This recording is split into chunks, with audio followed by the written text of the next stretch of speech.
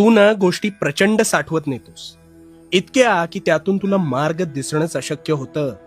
आणि मग तू भरकटत जातोस आणि नेमकं काय करू या विचारात करेन करेन म्हणत तुझ्याकडून काहीच होत नाही, हो ना? चल, आज तुझी ही सुद्धा समस्या कायमची मिटव. तुला माहितीये, एखाद्या छिद्रातून पाणी पुढे जात नसेल तर तू काय करतोस रे? त्यातील काही कचरा हा साफ करतोस आणि मग पाण्याला मार्ग मिळतो. पण प्रश्न आहे ना, हा तात्पुरता मिटतो.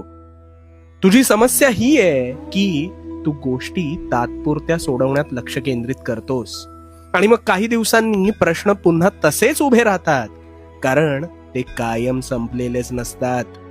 आणि हे जे जीवन आहे, हे जीवन मुळातच एक प्रश्नचिन्ह आहे. समस्या या उद्भवत राहणारच आहेत, पण आधी उद्भवलेल्या समस्यांना योग्य मार्गच मिळाला नाही तर नव्या समस्या पाण्याच्या छिद्रावर